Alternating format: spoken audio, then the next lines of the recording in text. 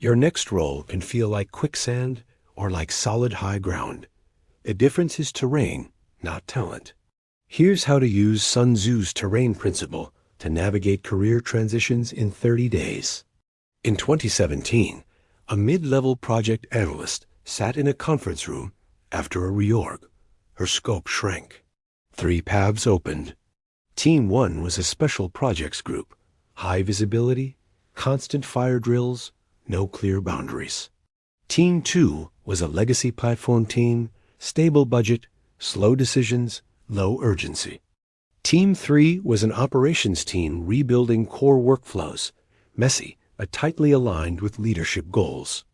At first, prestige pulled her toward Team 1. Instead, she treated each team like a different kind of ground. One was entangling terrain, easy to enter, hard to exit without blame. One was flat ground, safe but stagnant. One was key ground, where if that team won, the whole company moved. She chose the key ground. 9 months later, she owned the operations roadmap. Same skills, different terrain. This shows that transitions aren't about escaping pain, but choosing better ground. Sun Tzu called this knowing the ground. Today, we call it deliberate career positioning. Same principle. Select the terrain before you commit your forces. Ancient strategists distinguished many types of ground: low and high, narrow and open, safe to enter, and hard to leave. Each demanded a different decision. Sun Tzu said, "The clever combatant imposes his will on the enemy." Today, that means you do not surrender your career to random openings. You study the terrain, pick the ground where your strengths matter most, and move only when that ground gives you leverage.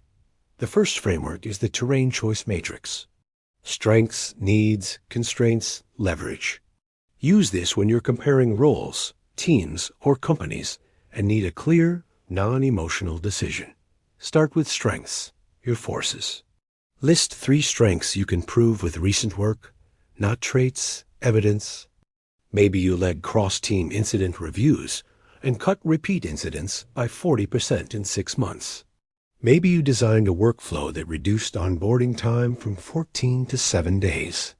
Maybe you ran weekly status rhythms that kept 2 projects on schedule for 3 quarters. These are your troops and equipment. If the terrain doesn't let you use them, the move will feel like pushing uphill. Next, define needs, what this ground rewards. For each role or team you're considering, write what actually wins there.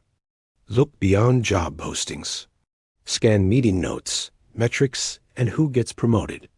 Is the terrain rewarding speed, stability, negotiation, technical depth, or coordination? Are wins about fixing emergencies, building systems, or keeping relationships smooth? This is the real contour of the ground, not the brochure version. Then map constraints, the friction in the terrain. Every environment has constraints. Headcount freezes, unclear priorities, high turnover in leadership, constant reorganizations, regulatory pressure.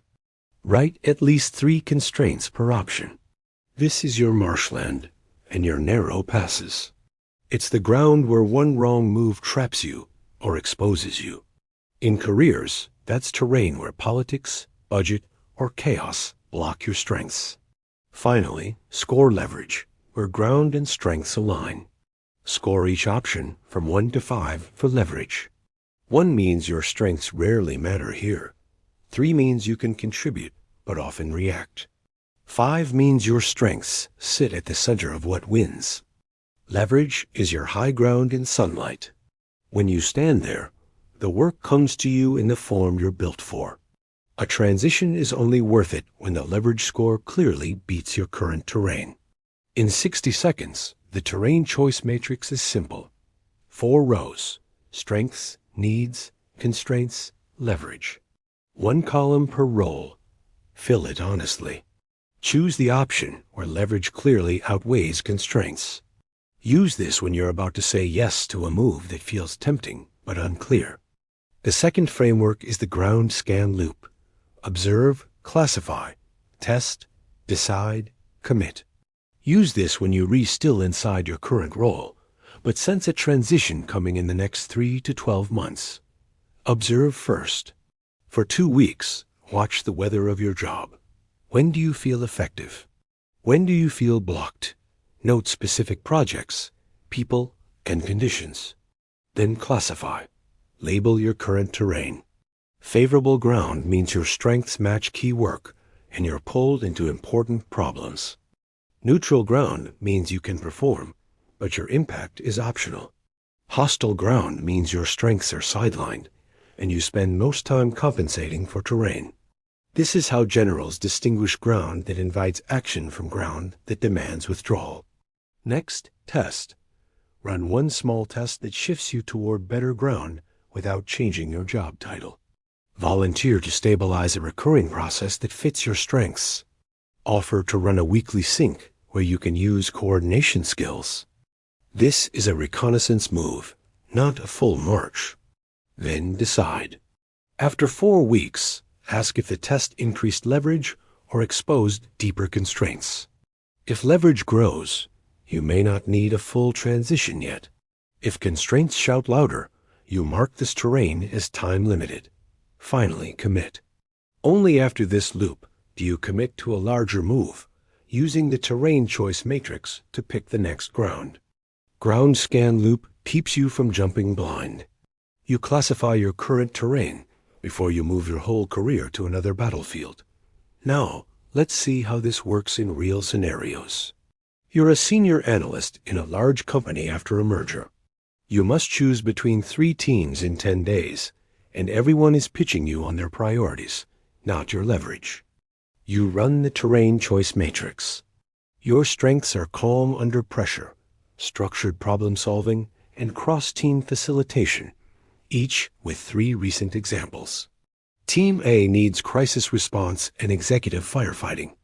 Team B needs long-term architecture with low urgency. Team C needs rebuilding of customer onboarding and internal workflows. Constraints show up. Team A has constant scope shifts and no clear owner. Team B has decisions stalled by 3 committees. Team C will be a heavy lift for 6 months, then stable. You score leverage. Team A gets 3. Team B gets 2. Team C gets 5. You choose Team C. Within 60 days, you lead a recurring cross-functional sync that uses your facilitation strength every week. Your performance review cites this as a key contribution. Second scenario. You're a data-savvy operations professional looking at roles outside your company. Every job post is vague, and your last transition left you on flat ground with no clear path to promotion. You shortlist 3 roles. For each, you schedule 1 exploratory conversation. Then you fill the terrain choice matrix and run a ground scan on your current role for 4 weeks to classify it as neutral, not hostile. Your strengths are converting messy processes into stable routines and communicating with both engineers and non-technical leaders. Role 1 rewards aggressive sales. Leverage score 2. Role 2 rewards cross-team process leadership. Leverage score 5. Role 3 rewards deep technical specialization. Leverage score 3. You commit all applications and preparation to Role 2. You tailor your examples to show terrain fit. Within 3 weeks of final interviews, you receive an offer with a clearer growth path tied to your strengths. Third scenario. You're a product manager in a high-growth team, close to burnout. You think you need a new company, but you're not sure if the real issue is terrain, not employer. You use the ground scan loop. You observe for 2 weeks and notice you re-effective when coordinating stakeholders, but drained by unbounded vision work with no constraints. You classify your current role as mixed terrain, partially favorable and partially entangling because expectations shift daily. You test by proposing a 90-day experiment where you take ownership of 1 recurring release process that matches your coordination strength. After those 90 days, you see your energy and impact rise in that slice of work, but the rest of the role remains chaotic. You then explore a lateral move to a platform team that values predictable releases over constant idea generation, using the terrain choice matrix to verify leverage. Within 1 quarter, you shift to terrain that uses your coordination strength daily with fewer late-night emergencies. 3 traps matter. First, treating prestige as high ground. A bigger title or brand name feels like high ground, but if your strengths sit at the edge of the work, you're actually in exposed terrain. Prestige is decoration. Terrain is whether the work rewards what you do best. Second, ignoring entangling constraints. Some roles are easy to enter and hard to leave. Constant dependencies on a few leaders, unclear ownership, or political hotspots are signs of entangling terrain. That is land where withdrawal is costly and progress is slow. In careers, this looks like roles that trap you in maintenance with no clear exit. Third, overinflating your forces. If you claim a strength without recent, measurable examples, you're overestimating your army. On unfavorable terrain, that gap shows fast. Ground doesn't respect self-image. It responds to demonstrated capability. Here's your 30-day terrain transition campaign. Week 1, 45 minutes for a strength audit. Write down 3 strengths, each with at least 2 concrete examples from the last 12 months. The success metric is a 1-page strengths sheet you can write aloud in 2 minutes. Week 2, 60 minutes for terrain mapping. Choose 3 potential paths, teams, roles, or companies. For each, complete the terrain choice matrix. Strengths, needs, constraints, and a leverage score from 1 to 5. The success metric is that all 3 paths have scores and notes, and 1 path clearly leads. Week 3, 90 minutes for positioning and signals. Update your resume, internal profile, or portfolio to highlight the strengths that match the highest leverage terrain. Then send 3 targeted messages, a manager, a recruiter, and a trusted peer, each tailored to that terrain. The success metric is 1 updated document and at least 1 reply that opens a concrete conversation. Week 4, 2 hours for a ground scan and a go or no-go decision. Run a mini ground scan loop on your current role for 2 weeks while you explore the new terrain. Observe, classify, and test 1 small shift toward that better ground. Then make a yes or no decision on actively pursuing the transition. The success metric is a written decision with reasons tied to leverage and constraints, not mood. Sun Tzu built strategy on ground, not slogans. Your career transitions deserve the same discipline.